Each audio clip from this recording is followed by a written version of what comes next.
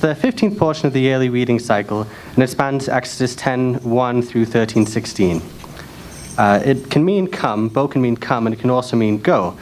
And that's kind of the sense in which it's used here, because Hashem is instructing Moses to come or go, either way you want to look at it, to Pharaoh to communicate something. But before he gives the communication, God lays out his basic reason for calling all the plagues and signs we see described in the previous portions. God says, "Go to Pharaoh, because I have hardened his heart and the heart of his servants, that I might show these my signs in their midst. And so you may tell your son and your grandchildren what I have done in Egypt, as well as my signs that I did among them, so that you may know that I am Adonai." So we see that Adonai wants Bnei Israel to know him and to pass that knowledge down to future generations. And this is a timeless truth. Adonai still wants us to know him and to pass our faith on to our children and grandchildren. Our faith is not something that's supposed to be private. It should positively impact our generation and future generations. This reading can be divided into 5 sections. We have locusts, darkness, the slaying of the firstborn, the Pesach lamb, and then the redemption of the firstborn. Locusts are the 8th plague. Moses asks Pharaoh to humble himself and let Israel go. If not, there will be swarms of locusts that will cover the land and houses, such as neither your fathers nor your grandfathers have seen since they were on earth. Pharaoh's servants have had enough of Moses and the plagues and begs Pharaoh to send the men away to serve their God. As a result, Pharaoh inquires of Moses and Aaron about who exactly is going. Moses says essentially that it's going to be everybody, plus all the flocks and herds. And Pharaoh says no. So the locusts come, and the land is decimated and dark from the density of the locusts. As before, Pharaoh temporarily repents and says, "I have sinned before Adonai your God and you, so please take away this plague." Moses asks Hashem to remove the plague, but as soon as that happens, Pharaoh returns to his usual posture. Then Moses stretches forth his hand towards heaven, and darkness covers the land. This is the 9th plague. And this darkness lasted for 3 days. And it's a darkness so thick that they couldn't see one another, and they didn't rise from their place during that time. So assumedly they ate or drank, but it's not really clear how.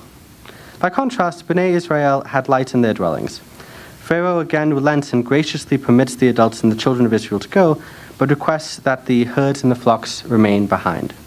Moses says, "No deal, because you have to make sacrifices and burnt offerings, and therefore not a single hoof may be left behind."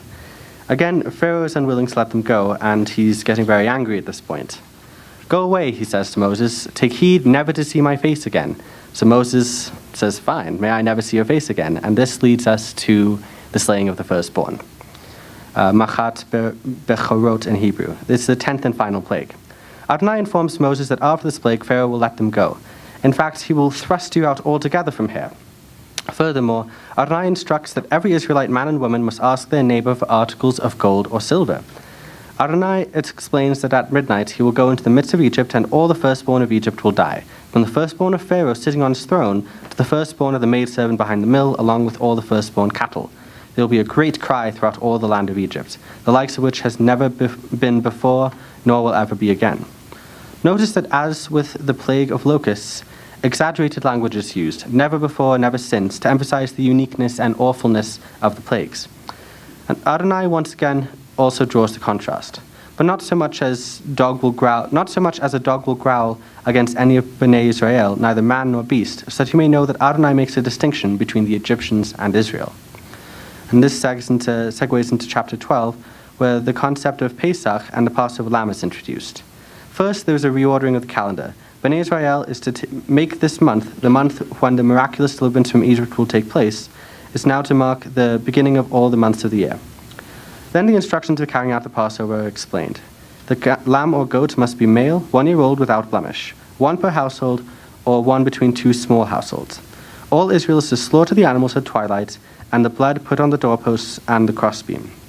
The Pesach meal is to be eaten in haste, and the participants are to be dressed in readiness to go at a moment's notice. Chapter 12 is very long, 51 verses. There's a lot here to read, and in terms of details, so anyone who wants to read it definitely should read it. But I'll just point out that in verse 14 it says, "This day is to be a memorial for you. You are to keep it as a feast to Adonai throughout your generations. You are to keep it as an eternal ordinance." Notice the word eternal. Pesach is obviously not an obsolete moed. It is always to be kept. After all the instructions are given, Torah says in verse 29, So it came about at midnight that Adonai struck down all the firstborn in the land of Egypt, from the firstborn of Pharaoh sitting on his throne to the firstborn of the captive who was in the dungeon, and all the firstborn cattle. Then Pharaoh rose up in the night, he and all his servants and all the Egyptians, and there was a loud wailing in Egypt, for there was not a house where someone was not dead. So he called for Moses and Aaron that night, and said, "Rise up, go from my people, both you and Bnei Israel. Go, serve Adonai as you have said.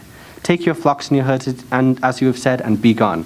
But bless me too." Bnei Israel leaves in haste, their bread still unrisen. God gave them favor with their Egyptian neighbors, who gave them gold, silver, and articles of clothing. Torah says, "So they plundered the Egyptians." Both Israel and a mixed multitude, in other words, non-Israelites, left Egypt from Ramses and journeyed to Sukkoth. They lived in Egypt 430 years. The basic themes of chapter 13, verses 1 through 16 are, 1, the redemption of the firstborn, where God says, that all the firstborn of men and animals are his. Number 2, the establishing of the 7-day festival of eating matzah, which is connected to Passover.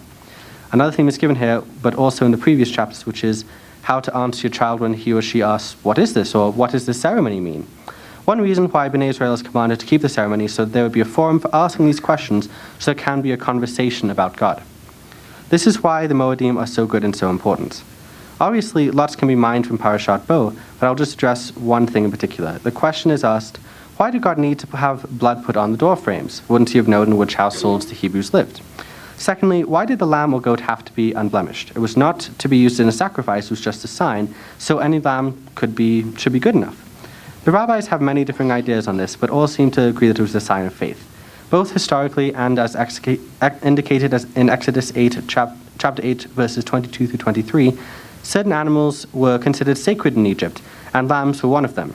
When Pharaoh suggests that Israel could sacrifice their animals inside of Egypt instead of leaving it, Moses replies, "That would not be right. For the offerings we intend to sacrifice to Adonai our God are an abomination to the Egyptians. If we sacrifice what is an abomination to the Egyptians, wouldn't they stone us? We must walk a 3-day journey into the wilderness and sacrifice to Adonai our God, just as he tells us." Since Bnei Israel could be stoned for slaughtering a lamb, the fact of them boldly displaying its blood on their doorposts signified faith that Adonai would pass over them and rescue them as he had promised. Furthermore, it is also demonstrated that all who were willing to obey Hashem, even if they did not fully understand why the blood was necessary.